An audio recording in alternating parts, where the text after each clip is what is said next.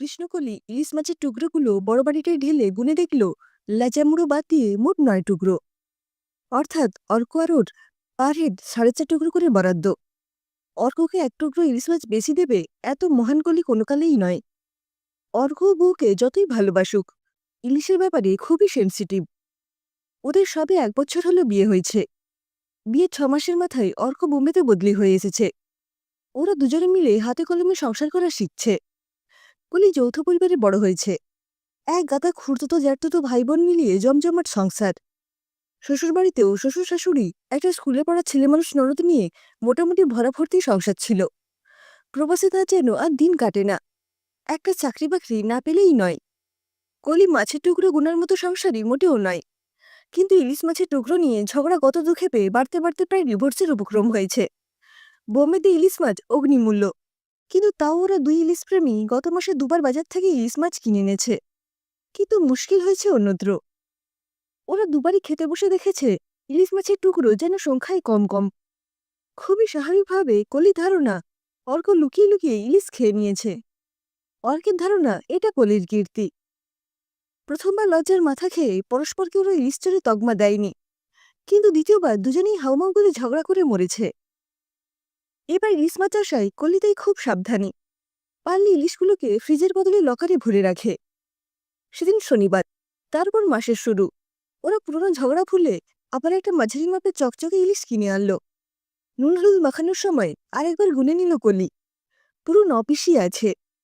4টে ভাজবে আর 5টা বেগুন দিয়ে পাতলা ঝোল করবে। সর্ষে বাটাটা এখনো ঠিক সড়গড় হয়নি তার, এই তো হয়ে যায়। ইলিশ মাছের ঝোল করে কলি চান করতে গেল। ভাজাটা অর্ক করবে। গায়ে দুমুক জল ঢালতে না ঢালতে বাথরুমের দরজায় অর্কের চিৎকারে বেরিয়ে এলো কলি। অর্ক চেঁচাচ্ছে, ঝোলের পাত্রে মাত্র 2 টুকরো মাছ, বাকিগুলো কোথায় গেল? অর্ক মাছ ভেজে ঢাকা খুঁজতে গিয়ে ঝোলের ঢাকা তুলেছিল। অলি গজগজ করতে করতে রান্নাঘরে এলো। পেছন পেছন অর্ক। হায় রে পোড়া কপাল! 4 টুকরো ভাজার মধ্যেও 2 টুকরো হাপিস। অর্ক এবার একেবারে হতভম্ব। এই তো সে মাছগুলো ভাজল, এ কি ভেলকিবাজি! অর্কর ধারণা হলো খোলা জানলা দিয়ে বিড়াল ঢুকেছিল। অগ্নিশর্মা কলির অবশ্য ধারণা ঝোলের ইলিশ, ভাজার ইলিশ সব অর্কই খেয়েছে। রেগে মেগে সে 1 টুকরো মাছও খেল না। অনলাইনে মটন বিরিয়ানি আনিয়ে নিল। অর্ক বেড়ালে মুখ দেওয়া মাছ খাবে কিনা ভাবতে ভাবতে বিরিয়ানিই খেয়ে নিল। প্রচুর সংশয় বুকে নিয়ে মাছের পাত্রগুলো উঠে গেল ফ্রিজে। রাত্রে খুটখাট শব্দে ঘুম ভাঙল কলির। অর্ক অফিসের কাজ সারছিল। নিশ্চয়ই ফ্রিজ থেকে ইলিশ মাছ বের করে খাচ্ছে। ইলিশ মাছের ব্যাপারে সে বোধহয় স্বয়ং ঈশ্বরকেও বিশ্বাস করে না। রান্নাঘরে গিয়ে কলি ভিড়মি খাই বুঝি। অর্ক কোথায়? ফ্রিজ খুলে মাছ খাচ্ছে তারই বয়সী একটা মেয়ে। কৃষ্ণকলি ভিড়মি খেতে খেতে সামলে নিল, কারণ ইলিশের শোকের কাছে অন্য ভয় তুচ্ছ। অলির গলা দিয়ে একটা আক করে আওয়াজ বেরোতেই ঘুরে তাকালো মেয়েটা। তার হাতের ইলিশ মাছটা হাওয়ায় ভাসতে লাগলো, আর তার দেহটা গেল হাওয়ায় মিলিয়ে। কিন্তু দেব দানব গন্ধর্ব বা মেছুপেতনি যাই হোক, ইলিশ চোরকে এত সহজে ছেড়ে দিতে রাজি নয় কলি। সে ইলিশ মাছটা দেখে আন্দাজে চেপে ধরল কনকনে ঠান্ডা একটা অদৃশ্য কবজি। পেতনিটাও হ্যাংলা কম নয়। ইলিশ মাছের টুকরোটা রেখে দিলেই চুকে যেত লাটা। কলি ওর হাত চেপে ধরতে পারত না। কলির বজ্রমুষ্টি থেকে একে বেঁকে হাত ছাড়াতে ছাড়াতে পেতনি নাকি সুরে প্যান প্যান করতে লাগলো। এই কলি, ছেড়ে দে বলছি, ভালো হবে না কিন্তু। কলি নাজুক হলে কি হবে, তার তখন রোগ চেপে গেছে। তুই যা পারিস কর, আমি তোকে ছাড়বো না, চোর কোথাকার! কি চুরি করি রে আমি? সামান্য এক টুকরো ইলিশ মাছই তো নি। ইলিশ চুরি মোটেও সামান্য ব্যাপার নয়। আর মুম্বাইতে তো সোনার দামে ইলিশ কিনতে হয়, ওতে ভাগ বসাবি কেন? সে অনেক কথা। রাত হয়েছে, তুই ঘুমোবি না? তোর বর তো স্টাডি রুমেই ঘুমিয়ে কাদা। উহ, আবার আমার টেক কেয়ার করা হচ্ছে। এক রাত না ঘুমলে মহাভারত অশুদ্ধ হবে না। আজ তোর একদিন কি আমার একদিন। আমার সব কথা শুনলে এমনটি বলতে পারতি না রে কলি। তাই নাকি? তাহলে তোর কথাই আজ শুনি। মাস্টার কি করব? চল বাইরের ঘরে বসে খাবি। কলিয়ার পেতনি বাইরের ঘরে বসে আড্ডা মারতে লাগলো। হ্যাঁ রে, তোর নাম কি? আমার এখন কোনো নাম নেই। আগে নাম ছিল চন্দ্রাবলী।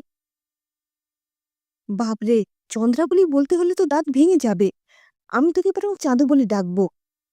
চাঁদু বল খাদু বল, যা খুশি বল, একটু ইলিশ মাছ খেতে দিস। মাইরি, ইলিশের দাম জানিস? এমন কষে সর্ষে বাটা দিয়ে রানবো তোর মুখ পুড়ে যাবে। তুই তো হেভি ঠ্যাটা, সর্ষে যে আমাদের সহ্য হয় না সেটাও জানিস। কিন্তু সেসব গুড়ে বালি, তুই যখন প্রথম দিকে সর্ষে বাটা দিয়ে ইলিশ মাছ রাঁধার চেষ্টা করতিস, আমি তার থেকেও ঝেড়ে খেয়েছি। সে কি রে, পেতনি হয়ে তুই সর্ষে খেলি কি করে? ইলিশের টানের কাছে সামান্য সর্ষের জ্বলন্ত তুচ্ছ, একটু পেট খারাপ করে, কিন্তু পেতনির কথা কেটেই এবার কলি বলে উঠল, পেতনির পেট খারাপ? কেন হবে না? খেতে পারলে বাকিটাও হবে বই কি। আচ্ছা আচ্ছা, তুই পেতনি হলি কি করে সেটা বল। আর প্লিজ নাকে সুরে বলিস না, মনে হয় তোর নাক বন্ধ হয়ে আছে, নেজাল ড্রপ দিয়ে দি। ঠিক আছে, নাকি সুরে বলবো না। এমনিতেও তুই নাকি সুরে ভয় পাওয়ার বান্দানোস, আমি বেশ বুঝেছি। বছর 25 আগে তোর মতোই আমি বিয়ে করে এই ফ্ল্যাটে আসি। কলকাতায় থাকতে পুরো বর্ষাকালটা বাড়িতে ইলিশ খাওয়া হতো। এখানে এসে দেখলাম খাওয়া তো দূরে থাক, বর ইলিশের গন্ধ সহ্যই করতে পারে না। প্রথম দিকে আবদার করে করে ফেল মেরে শেষে ঠিক করলাম নিজেই বাজার থেকে ইলিশ কিনে আনবো। সেদিন ছিল ভূত চতুর্দশী।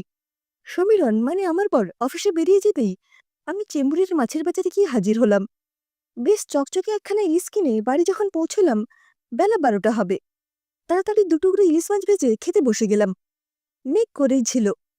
ইলিশে একটা কামড় দিয়েছি কি দিইনি, কড়কড় করে বিদ্যুৎ চমকে ধরাম করে একখানা বাজ বলল। চমকে গিয়ে খেলাম এক রাম বিষম। আর ইলিশ মাছের কাঁটাটা প্যাক করে ঢুকে গেল আমার শ্বাসনালীতে। বর এসে হসপিটালে নিয়ে যাওয়ার আগেই আমার প্রাণবায়ু গেল মহাবায়ুতে মিশে। ইলিশ মাছের আকাঙ্ক্ষা নিয়ে মরলাম, তাই শ্রাদ্ধ শান্তিতেও আমার মুক্তি হলো না। সেই থেকে আমি ইলিশের আশা নিয়ে এই দুকামরার ফ্ল্যাটে বন্দি। সে কি রে, তুই তো এখন মুক্ত প্রাণ, ডাইরেক্ট পদ্মায় ঝাঁপ মেরে ইলিশ ধরে খাস না কেন? নিদেন পক্ষে পদ্মা নদীর মাঝির পাশে বসে। আচ্ছা আচ্ছা, বুঝেছি, কাঁচা মাছ মুখে রোচে না তোর। গোয়ালন যাবার পথে স্টিমার ঘাটে বসে ইলিশ মাছের ঝোল খেয়েছিস কখনো? এবার আর সহ্য করতে পারে না পেতনি চন্দ্রাবলী, ঝরঝর করে কেঁদে ফেলে। কলি দেখে যেন হাওয়া থেকে জল ঝরছে। সে ঘাবড়ে গিয়ে বলে, আরে আরে কাঁদছিস কেন, কি হলো কি তোর? আমি এই ফ্ল্যাট ছেড়ে কোথাও যেতে পারি না, এমনকি ইলিশ মাছের বাজারে অব্দি যাওয়ার উপায় নেই আমার। আমি এখানে মরেছি, তাই এই ফ্ল্যাটের দেওয়ালে ইলিশ ইলিশ করে মাথা ঠুকি। এতদিন শুধু অবাঙালি ভাড়াটে এসেছে, আর আমি উপসী ছাড়পোকার মতো কেঁদে কেঁদে ফিরেছি। যদিও কৃষ্ণকলি কখনো কোনো কাদন্ত উপসী ছাড়পোকা দেখেনি, তবু চাঁদুর জন্য সহানুভূতিতে তার মন গলে গেল। চন্দ্রাবতী বলল, জানিস, যেদিন তোরা বাড়ি দেখতে এলি সেদিন আমার যে কি আনন্দই হয়েছিল কি বলবো। তোদের দুজনের গায়ে ভুরভুর করে মাছের গন্ধ বেরোচ্ছিল। কলির কথাটা ঠিক পছন্দ হলো না। সে মুখ ভেটকে বলল, খবরদার, আমার বরের গায়ের গন্ধ শুকবি না। চন্দ্রাবলীর কৃষ্ণকলি কিন্তু অতঃপরই সই পাতিয়ে ফেলল। অর্ককে কলি চাঁদুর কথা বলেছে, কিন্তু অর্ক না চাঁদুকে দেখতে পায় না শুনতে পায়। কলি একটা চাকরিও জুটিয়ে ফেলেছে, ফলে ওদের ইলিশ মাছের বাজেট কিঞ্চিত বেড়েছে।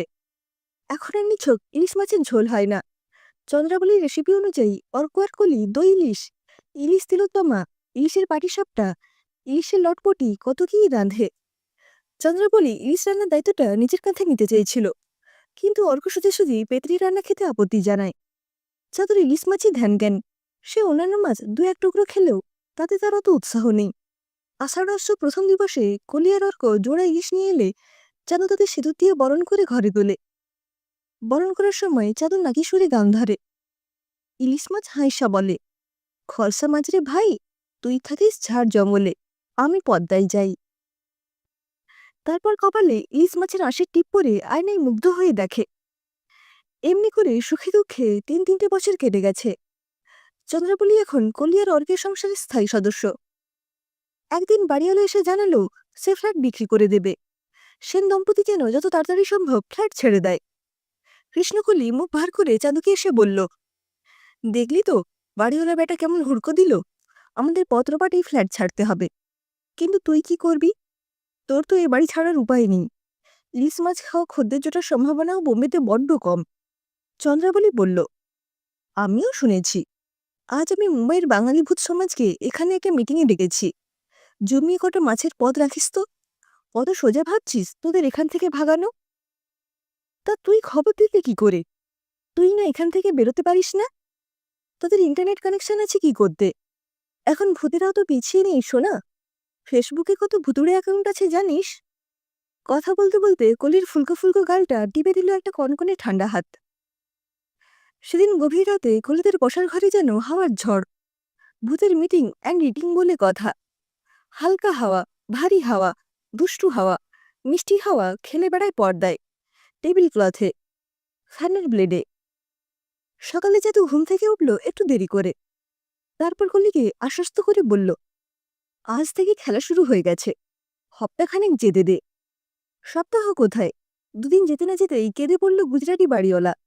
তার নাকি জিনা হারাম হয়ে গেছে।